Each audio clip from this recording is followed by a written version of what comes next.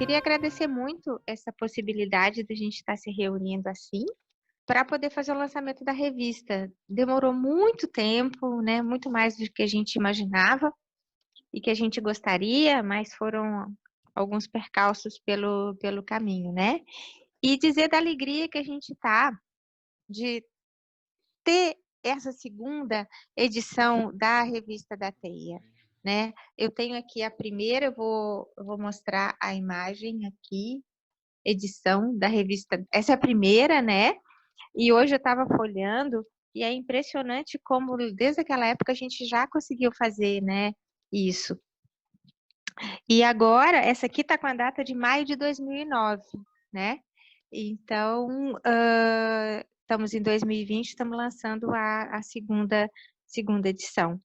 Porque assim, né, gente, a teia é essa articulação que a gente conhece e o que eu acho muito importante, né, na teia é que não existe uma coordenação, existe uma articulação de pessoas que se unem em torno de um objetivo claro, né, que é a promoção da agroecologia, promoção de ideias, sentimentos e vontades de fazer uma educação diferente, né?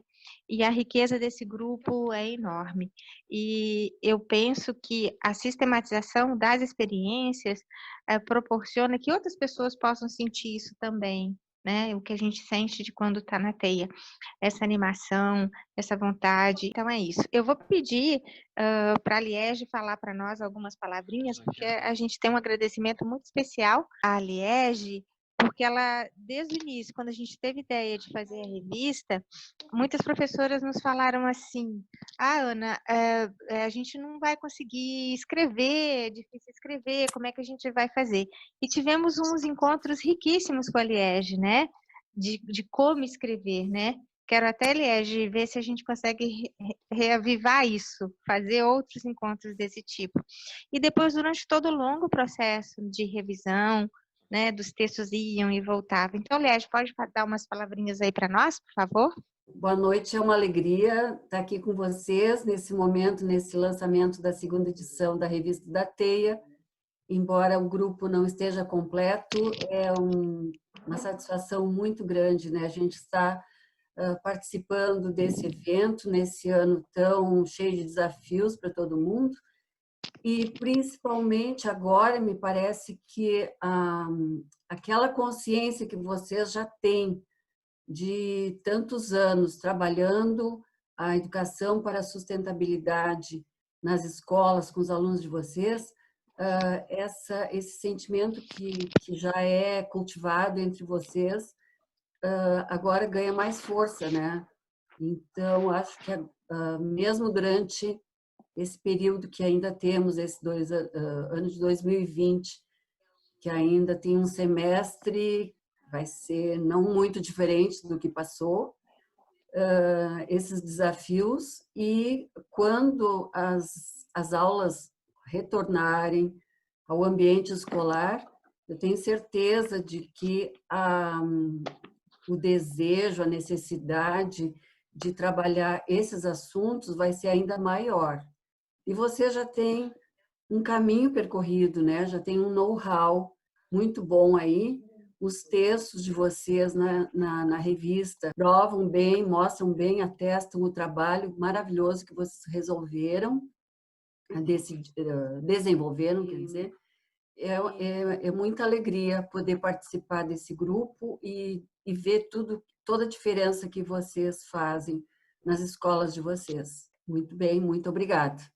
Obrigada, Liege, pelas palavras, né, de estímulo para todos e todas, e também pelo trabalho que tu tiveste, né, pela sua dedicação nessa revista, tá?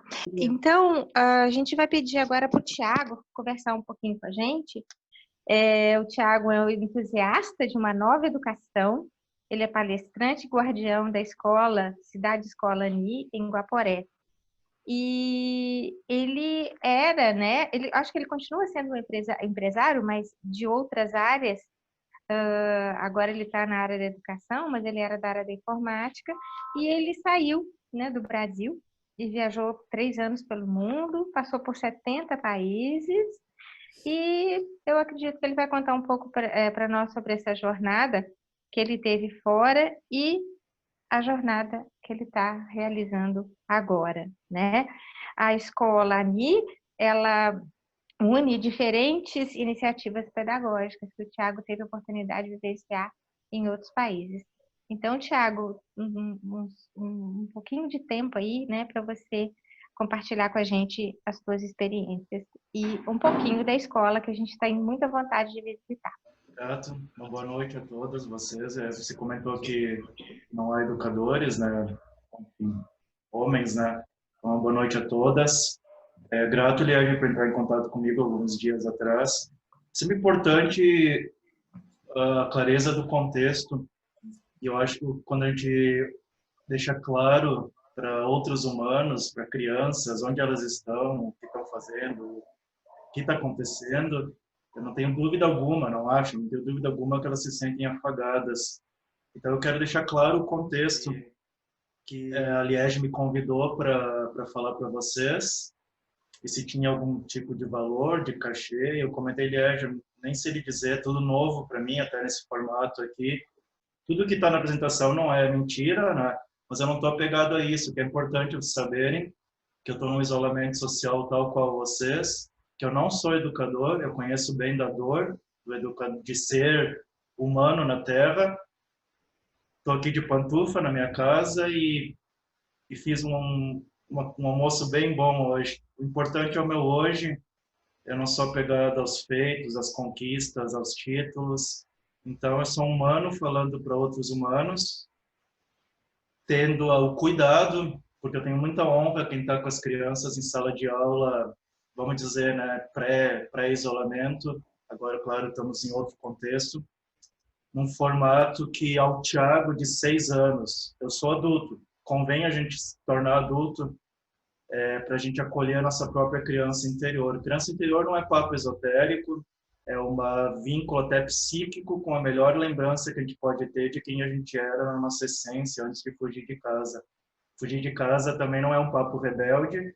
Nos meus contatos com pessoas em toda a minha vida, eu vejo que todo mundo em algum momento sai de casa, do coração, e vai para o mental, porque ficar aqui onde a criança está sensível, vulnerável, divina, é muito arriscado. A gente vai virar um adulto sério, cheio de coisas por fazer. Então, minha mensagem é muito clara, concisa. Primeiro, eu estou procurando dar o meu melhor aqui, em honra ao convite da Liege, não na troca financeira, mas a simbologia de ter sido convidado, de poder me expressar para vocês. Essa é uma tônica da minha mensagem, clara, direta. A segunda é que eu honro vocês, vão provavelmente retornar à sala de aula em algum momento, também não sei precisar quando. Naquilo que eu falei que o Tiaguinho de 6 anos lembra que era a escola, me perdoe eu colocar assim, pessoal, a gente comete uma violência com os filhotes da nossa espécie. Há de lembrar que eles não são estudantes, não são alunos, primeiro de tudo, são filhotes da espécie humana. Com as melhores intenções, carregado de amor, de mãe, de pai, carregado de profissionalismo, carregado do que for, o fato de nós colocarmos expectativa, esperar resultados nas crianças, é algo que a sociedade deveria rever. E com certa ironia, Napoleão Bonaparte chegasse aqui, que ele foi um entusiasta desse modelo da educação, né? Se ele chegasse aqui em 2020 e visitasse uma escola, não considerando o Covid, ele ia achar tudo normal, não mudou em 300 anos. Então, há algo a gente olhar, eu sei que envolve muita coisa, eu sei que não é fácil estar na escola com 30, 40 crianças, tentando da melhor maneira possível que eles pensem naquilo que a gente quer que eles pensem. E, na minha opinião, essa é uma das grandes diferenças da realidade, ou, digamos assim, ilusões que nós temos no meio educativo, de acreditar que 30 crianças vão conseguir pensar no que a gente quer. Elas devem estar pensando na avó, na bisa, no cachorro, e isso é natural. Então, não sintam, por gentileza, nenhuma afronta que eu estou falando, que quando eu falo para professores e professoras, o que toca em mim aqui é uma esperança que eu estou falando com o público que eu tenho que falar, porque a magia e a mudança que a gente pode fazer em cada sala de aula está com os educadores, claro, galgados, assessorados, apoiados por famílias, por corpo gestor de escolas, né? Mas eu não quero colocar assim de uma maneira tão institucionalizada. Então, aqui na AINE, a AINE foi criada uma escola para adultos e crianças. A nossa mensagem é convidar os adultos a se curar das suas dores, se curar das suas mazelas, das suas feridas emocionais, para que eles possam estar com as crianças de um lugar neutro. Primeiro, um novo adulto, convite ao adulto se curar e deixar as crianças em paz. Deixar as crianças em paz ramifica para deixá-las livres, não para fazer o que querem, não é conveniente que elas façam o que querem, elas vão crescer adultos infantilizados. Mas, na minha opinião, como pai, tá? A única coisa que eu me permito falar como educador, porque eu sou pai de 2 adolescentes, eu estou velhinho já. E eu sou um pai falho. Sei, olho para trás o quanto eu me equivoquei, o quanto eu acertei. Tenho orgulho de acertos, das minhas loucuras como pai, de como eu pensava as coisas. Deixar a criança em paz, deixar qualquer ser, deixar o vô de vocês, a avó, o cônjuge, o namorado, a namorada, a esposa, deixar os animais, deixar os filhotes da espécie humana, que convém lembrar que antes de que eles sejam alunos, estudantes, eles são filhotes de sapiens. E convém lembrar que a gente sabe o que fazer com os sapiens, muito além de qualquer questão didática. A uma criança não se aplica método, criança não é um torno mecânico, criança é um ser. Não há método para lidar com o ser. A única maneira de lidar com o ser é você sendo. A gente ensina sendo. Então, para procurar ser conciso com a minha mensagem, é muito importante deixar claro, como eu falo como pai, e entre aspas, como educador, eu não sou empresário da educação, eu sou voluntário há 7 anos da escola, e de vez em quando umas pessoas me convidam, me dão um dinheirinho, eu como.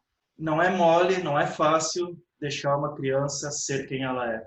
Mexe com o nosso medo de que a gente não tenha sido quem a gente foi e que não tenha sido permitido. Curemos isso e deixemos as crianças serem quem elas são. Deixar em paz não é deixar ranhento, me perdoe colocar as palavras com clareza, tá? Não é deixar cagadinha, não é deixar abandonada a criança e não é deixar que ela faça o que quer. Fazer o que quer é rebeldia, irresponsabilidade, isso. Ser quem tu é, que é a liberdade verdadeira. E esse é um paradoxo da coexistência humana.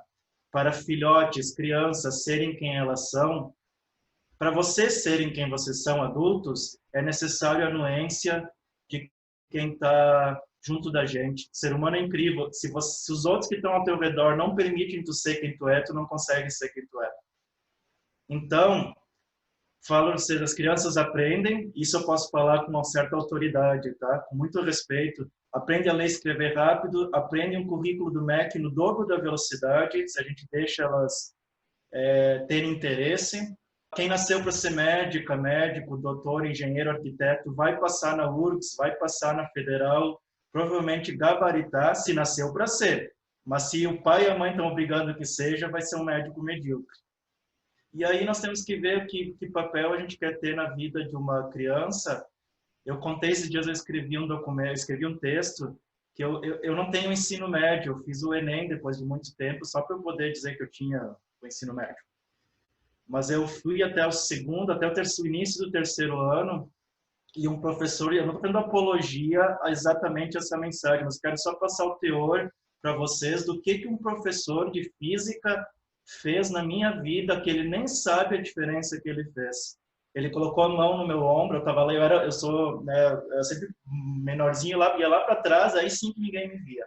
E eu pegava livro de computação e começava a ler, não incomodava, ficava quieto. E esse professor botou a mão no meu ombro, chegou a me dar um frio na espinha. Disse, ih, ferrou. E eu olhei para ele assustado, ele me deu um sorriso e disse, comunicação não violenta total, PNL. Que legal que tu tá lendo, eu também gosto. Pronto, já me senti em casa. Ele me deu aceitação, me deu... daí eu olhei, sim, prof, eu gosto. Eu estava estudando no Microsoft, né, coisas do Bill Gates. E ele falou assim para mim, olha, estuda o que tu gosta, coopera com a aula, fica tranquilo. Podia dizer que talvez ele foi antiético, não foi profissional, mas o fato dele ter me dado carta branca para eu seguir o que eu queria fez eu me tornar empresário de computação com 19 anos. E eu não estou dizendo que um caminho ou outro é certo. O que eu sei como pai é que há vários caminhos para os filhos, para os estudantes. Um deles é o meio do estudo, da escola, e claro que é o que a gente tem mais em evidência, né? Então, a AINE foi criada como instituição para inspirar as outras escolas e depois fechar as portas. Eu tenho constrangimento de que a AINE dure por muito tempo, porque para mim a magia é com vocês, é nas escolas que vocês estão, públicas, privadas. Eu não sei se estou falando com o público do Rio Grande do Sul, todo mundo. Aham, todo mundo. Quer dizer, todo mundo mora e trabalha no Rio Grande do Sul. Para eu dar um exemplo, assim, a AINE existe para que um dia o Anchieta, o Julinho, o Rosário ou qualquer escola da cidade de vocês se transforme, mas não com a mensagem de que a gente é a última bolacha do pacote. Eu não vim revolucionar a educação, não sou educador. Mas o que a gente faz é portável a qualquer escola, não precisa de dinheiro e não precisa mudar as leis. É aí que fica complexo. O que a gente está promulgando é que não precisa de dinheiro e não precisa mudar as leis. Basta uma postura de nós adultos.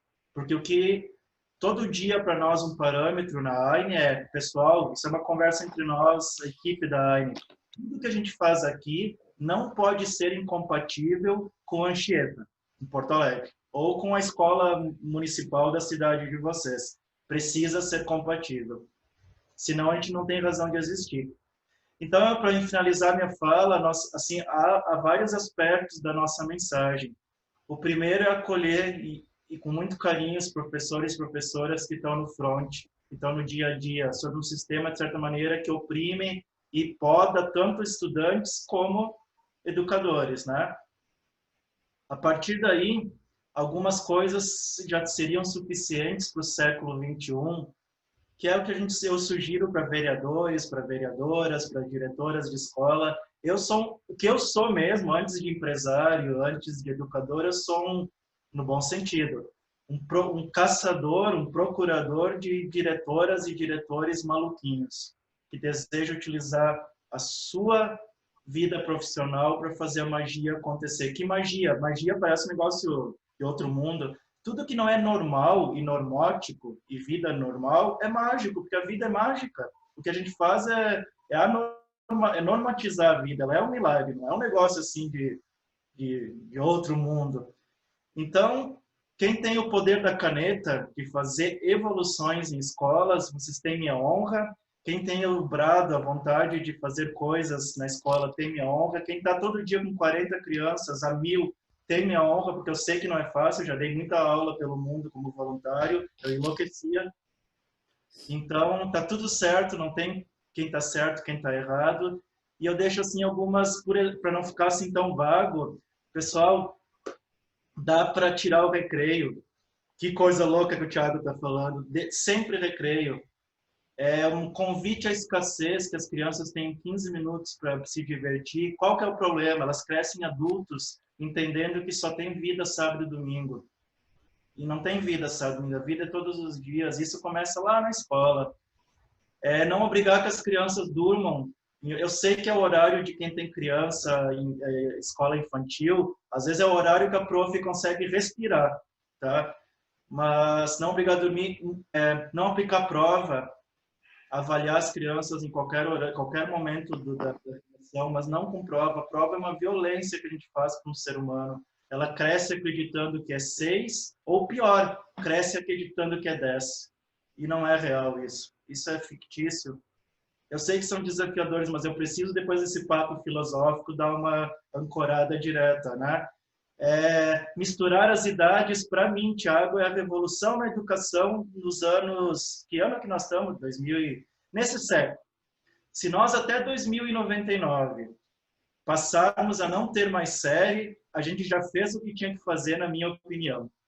Tá ótimo, misturar as idades das crianças. Um dos grandes vou colocar nesse termo, me perdoe, eu não estou chamando, acusando ninguém, mas o sistema, tá? A sociedade, e é de 300 anos.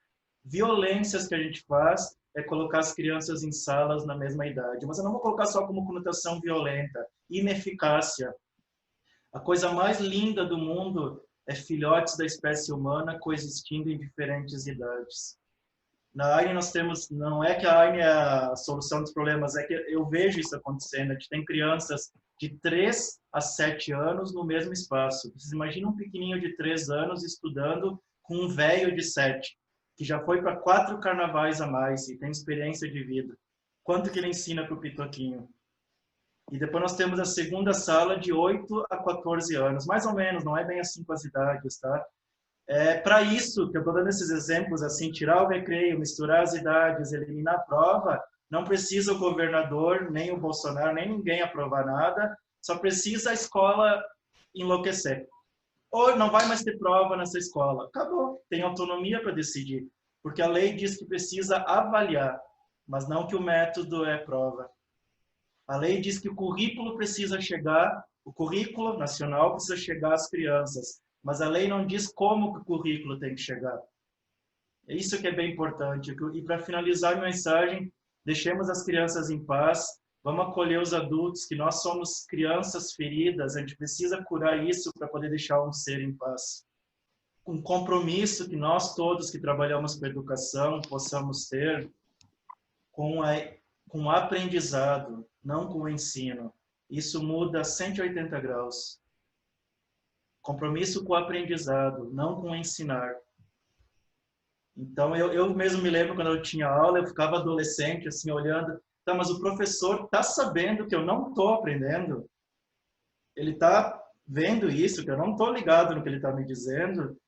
Então, eu sei que não é fácil, eu não quero, como eu falei, que vocês se sintam acuados pelo que eu estou falando, eu falo com energia, com ancoramento, porque eu acredito do profundo da minha alma nisso, e vocês são a esperança que a minha vida não é em vão. Eu estou me dedicando nos últimos anos a passar uma mensagem, e a parte de discursar, procurar mostrar que isso funciona na realidade com a AINE. Me ajudem vocês 15, que eu estou vendo, 20 pessoas, aí eu cumpri o meu objetivo de fechar a AINE, fazer um carnaval de 3 dias, bancada, fechar a escola e os pessoal dizer por que eles estão fechando, porque não precisa mais, as outras escolas já estão maluquinhas.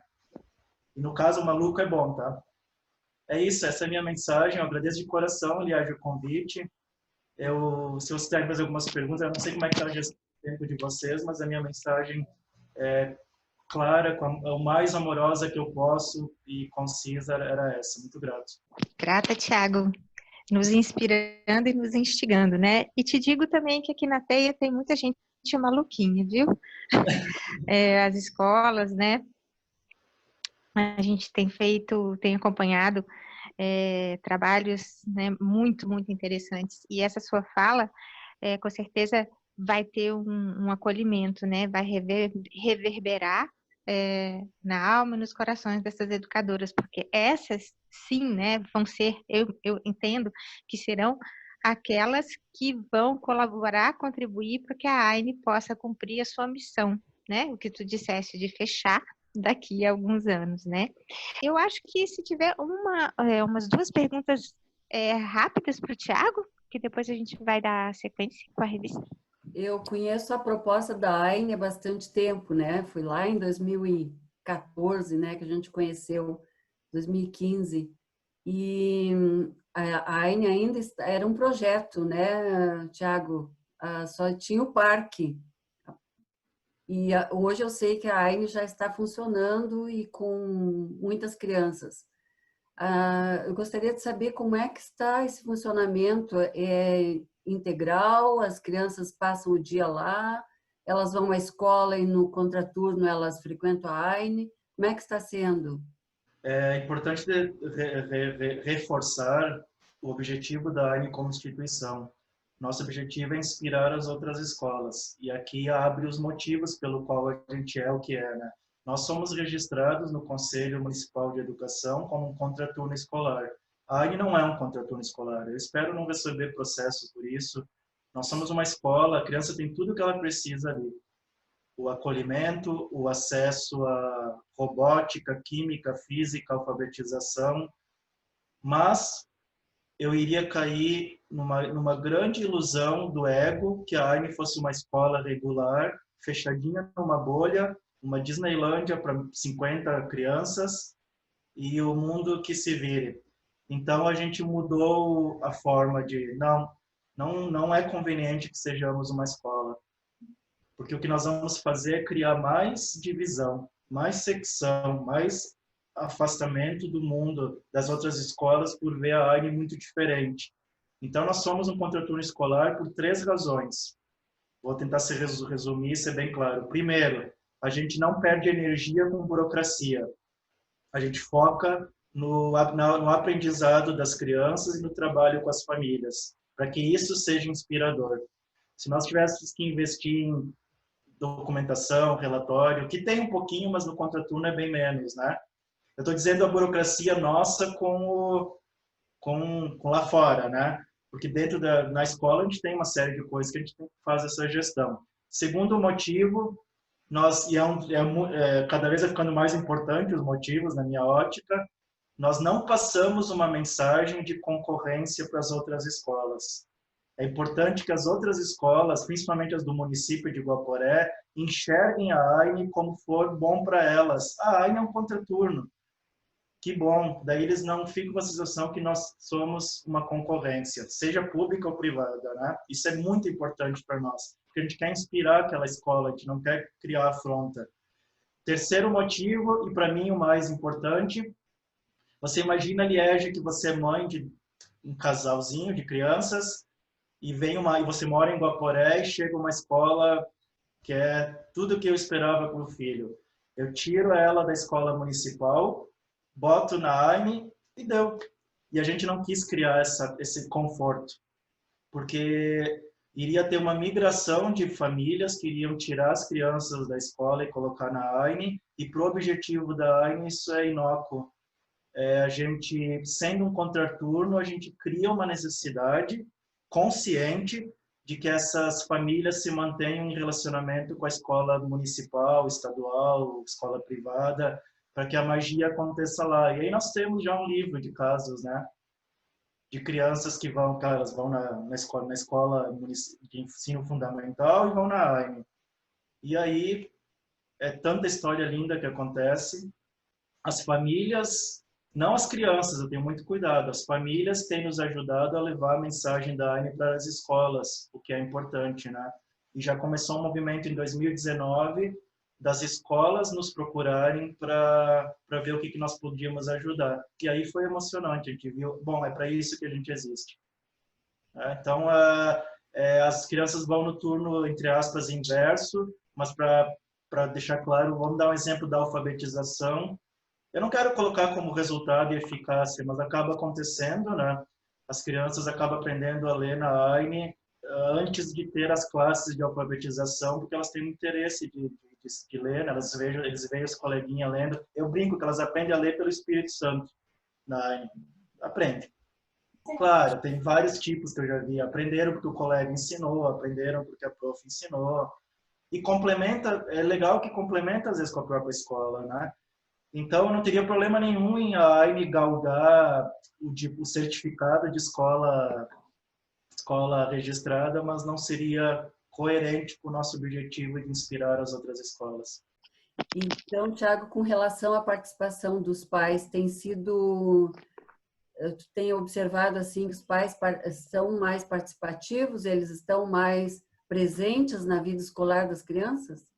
Totalmente. É um dos poucos resultados que eu me permito falar, porque eu não gosto de falar de resultado com criança, porque é uma expectativa, né?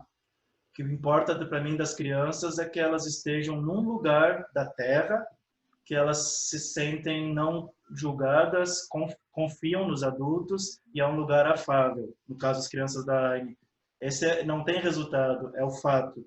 Com os pais, eu me permito falar que nós estamos falando de um lugar de adultos, né?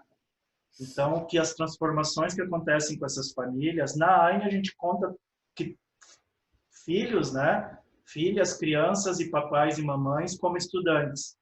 Então, hoje nós temos 90 estudantes na AIME. 50 e tantos, 60, são um pouquinho mais velhos. E os 30 e tantos são pitoquinhos, mas é tudo estudante. A gente trabalha todos. Com as mães e os pais, nosso trabalho é bastante próximo e foi um dos, mediante tanta coisa que não é boa, desafios, e que eu não queria, lógico, foi uma das coisas que o Covid nos brindou. A aproximação com as famílias ainda mais do que já era, né?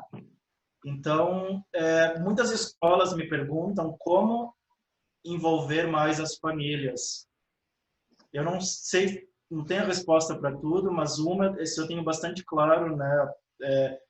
Retirar o dinheiro da relação. Eu sei que pode parecer utópico, ufanista, tá, mas a escola é pública. Sim, igual tem, porque como cidadão eu pago imposto, eu entendo que a escola tem obrigação de educar meu filho, minha filha. Escola privada, mais claro ainda, faço o cálculo, eu pago 1.000, 2.500 de mensalidade e eu estou contratando um serviço.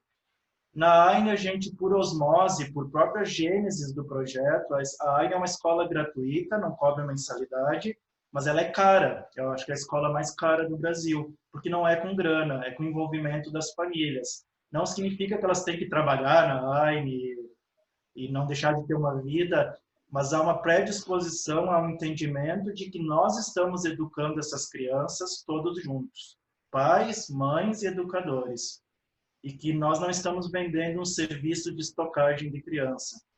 Nós estamos ali para cuidar das crianças junto com as famílias e temos um objetivo institucional de inspirar as outras escolas, para que seja mais justo a maravilha que é essas 40 crianças que estão ali, 30 crianças hoje, que repercute nas outras crianças que não podem estar na AINE, né?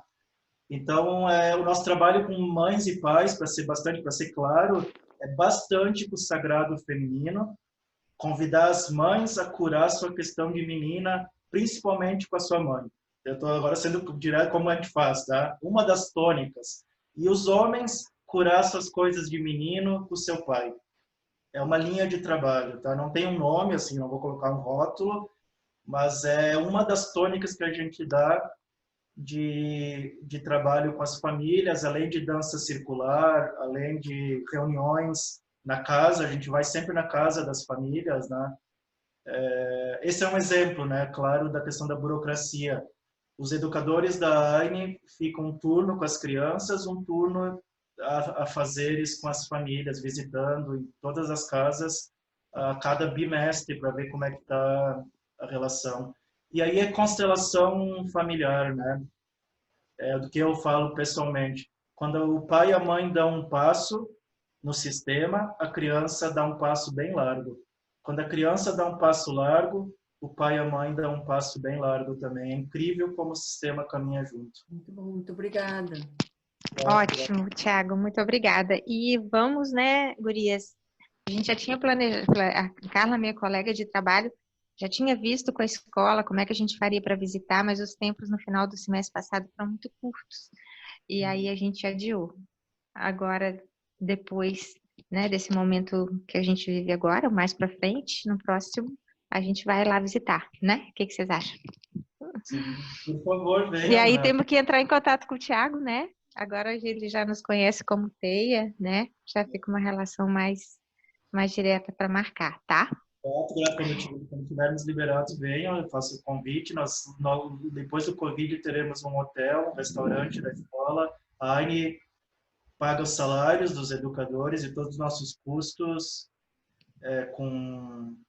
com curso, agora vai ter o restaurante, então venham, por gentileza, conhecer e nos ajude a cumprir a missão, né? Que eles possam levar isso.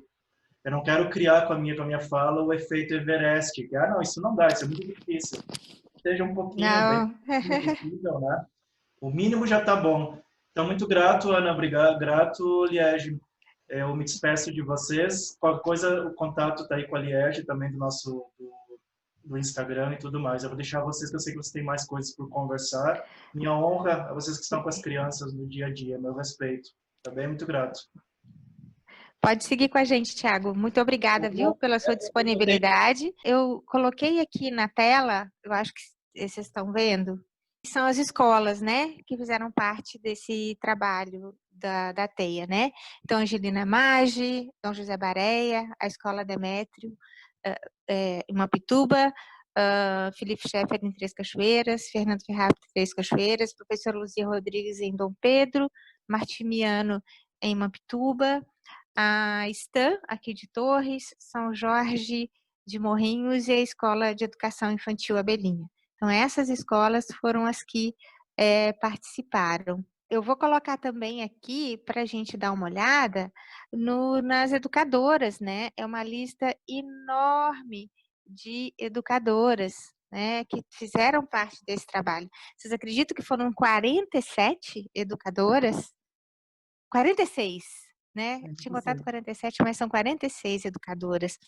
Olha que riqueza a gente ter aqui todas essas vivências, né, sistematizadas, né, muito rico e a gente fica com muito orgulho disso aí. E aqui a gente tem, eu acho que é o editorial da revista, quem que se envolveu.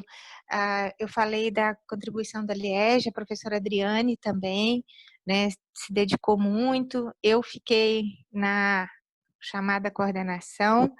Temos que mandar um aplauso, né, um carinho muito grande, muito especial para Carol Salles, que fez esse trabalho lindo. Várias de vocês já entraram comigo nos grupos de WhatsApp elogiando, né, o trabalho da Carol. E, né, eu já fiz o agradecimento, aliás. E a revista, quando hoje eu já tinha mostrado para o Laércio, mas hoje eu fui mostrar de novo, ele falou assim, mas você é louca, uma revista 100% colorida, frente e verso. Eu falei, olha, quando a gente pensou em fazer, eu não tinha, não imaginava de imprimir. Eu falei, então já que a gente não tem recurso para imprimir, vamos fazer 100%. Carol, tu tá livre, tu pode fazer do jeito que você quiser. E é muito legal quando a gente libera, né, a artista para fazer o que quiser, né? Ah, não, 10 páginas coloridas, não, frente e verso, 2 cores. A Carol pôde se soltar, né, nessa ilustração e nessa diagramação, né? E agora eu vou pedir a Simone Brambila, que está aqui, para falar um pouquinho, uns minutinhos, como é que foi esse processo de sistematização, né? Como é que foi? A gente não tem muito tempo, mas deixa para nós o depoimento como é que foi isso e, especialmente, o resultado que você viu. Boa noite de novo, então, a todas. Hoje, quando eu olhei a revista e fui reler, assim, né, o que eu escrevi, dar uma olhada no que as colegas escreveram, foi bem emocionante, assim, ainda mais nessa época que a gente está vivendo, assim, que todo mundo, cada um no seu canto, assim, isolado, assim, a gente poder estar nesse vulco da sala de aula, ou podendo se encontrar na teia. Aí, quando a gente olha, vê o trabalho que a gente fez, o trabalho que as colegas fizeram, assim, realmente dá uma saudade e dá uma vontade, assim, de querer que isso passe logo, que a gente possa, né, recomeçar de novo esses trabalhos. Bom, em relação, assim, ao trabalho que eu fiz, que é o projeto e a gente sistematizar na revista, sabe? Foi uma coisa muito boa, porque uma coisa é a gente que está ali no chão da sala de aula, a gente está fazendo as coisas, a gente se encontra na teia, a gente se motiva a fazer, vem para casa com 1000 ideias, querendo colocar tudo em prática. Aí a gente vai fazendo, e muitas vezes a gente não vai sistematizando isso, a gente não publica, a gente não mostra, e às vezes a gente até acha que a gente fez pouco.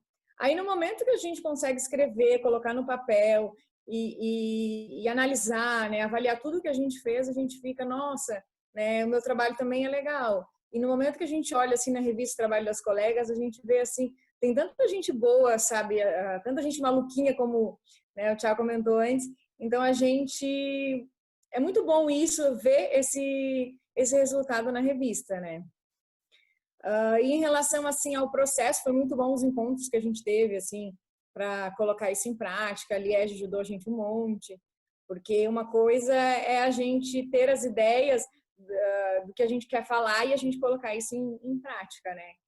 Então, assim, agradeço imensamente a oportunidade que a TEIA deu para a gente de compartilhar aprendizagens e ajudar a gente assim nessa loucura diária assim de motivar, tá?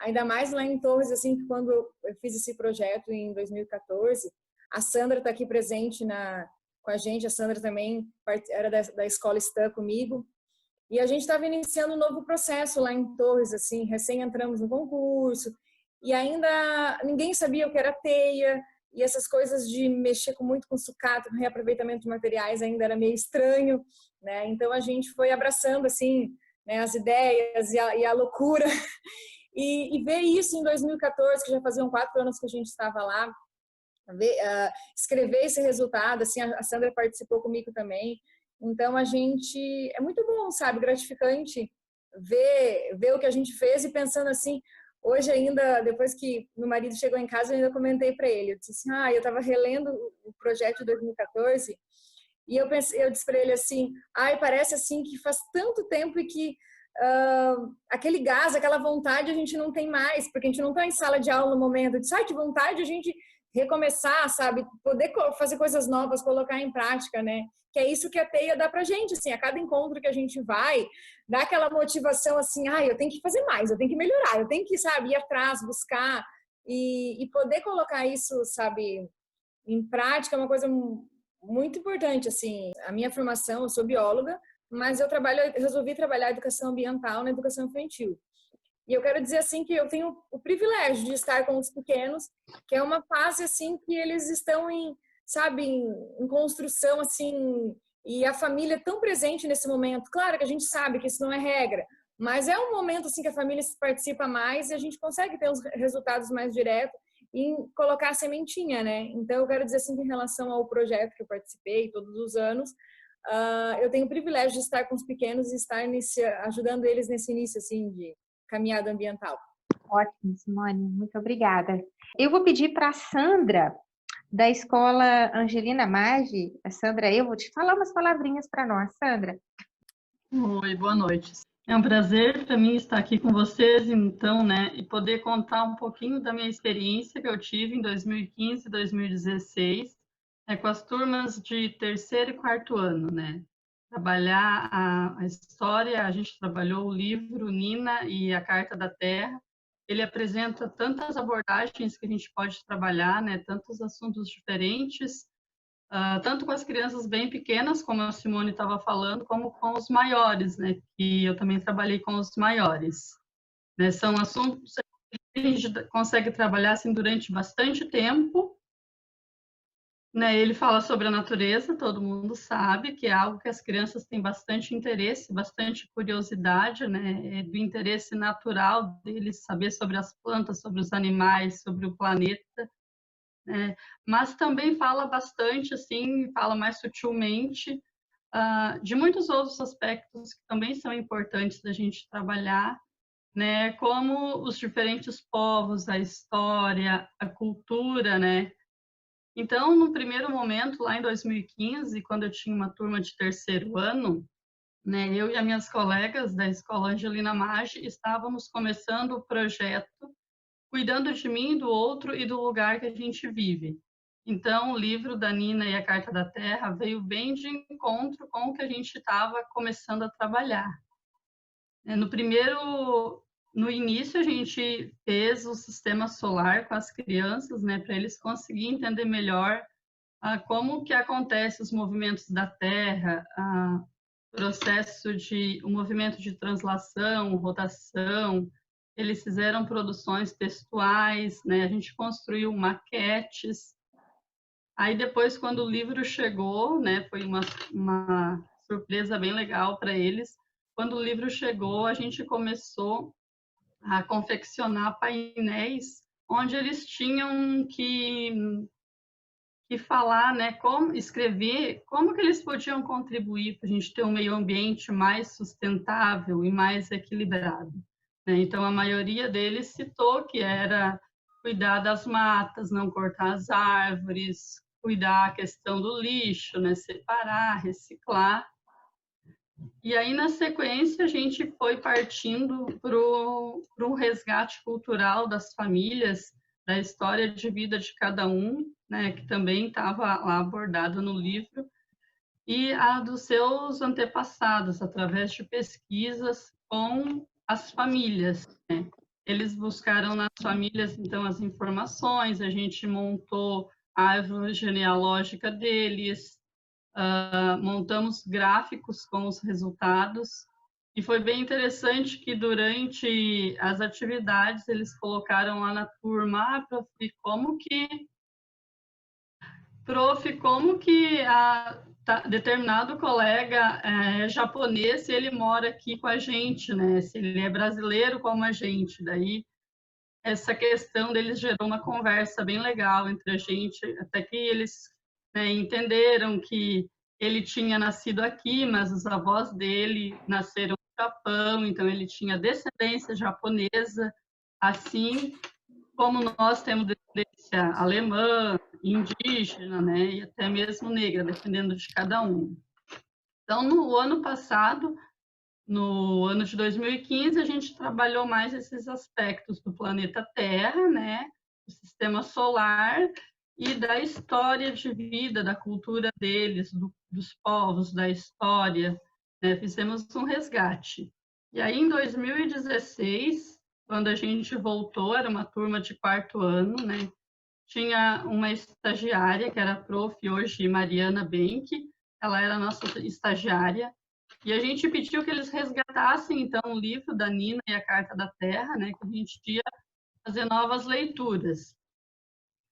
E aí, então, o que ficou mais fortemente destacado, assim, dessa vez, foi o princípio, né, de como que a gente tem que cuidar do nosso planeta, que ele é cheio de vida, né? Que cuidados a gente tem que ter com o solo, com a água, com o ar.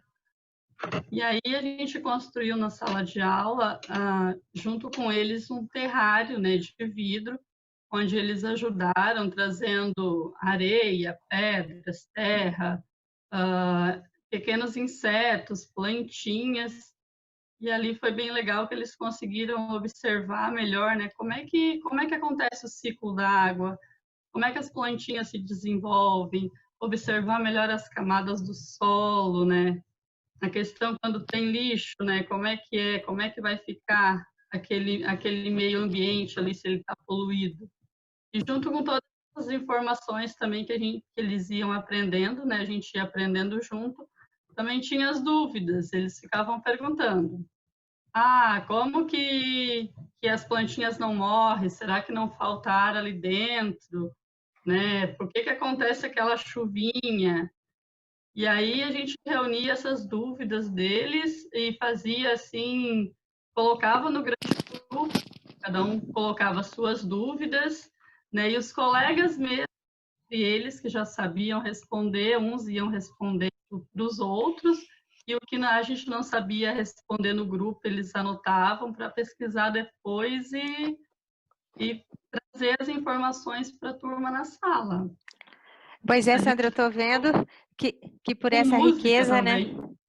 Com essa riqueza, né, que tu está trazendo, deve ter dado muito trabalho sistematizar, né? Mas valeu a pena? Valeu, sim. Foi 2 anos, né? Eu acho que o livro da Nina, assim, abre muitas possibilidades para a gente trabalhar, né? É bem rico, a gente pode abordar inúmeros temas.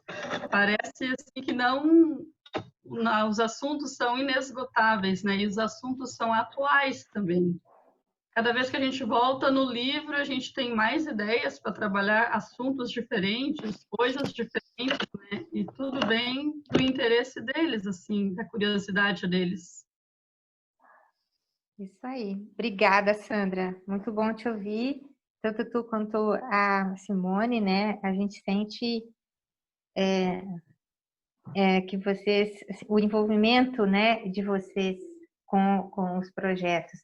E também um pouco de saudade, né? Porque eu imagino que Verdade. quem é prof dedicada como vocês, essa energia que às vezes é meio maluca, intensa demais, do dia a dia da sala de aula, mas faz falta, né? Seria isso, né? A nossa intenção hoje é nos encontrar, celebrar esse momento em que essa seleção de experiências, né, que vocês fizeram, e sistematizaram para a revista, está vindo, né, para a gente compartilhar. Já está, eu enviei para todo mundo, né, já é possível fazer o download no site do Centro Ecológico. Também, ontem foi aniversário da Carta da Terra, e ontem também a gente conseguiu colocar no site do Centro Ecológico o Nina e a Carta da Terra, para download. Já tem uns dias, já foi a Nina e os Passarinhos. Então, é um projeto que a gente está... um projeto que eu digo, a intenção, né, a vontade do Centro Ecológico é trazer todos os livros da Nina, de modo que possa ser mais universal, né, o acesso. Porque todas as escolas, todas as educadoras que demandaram, receberam. Mas a gente sabe que tem muita gente que gostaria, né, de ter acesso, e como os livros não são vendidos, né, não tinha.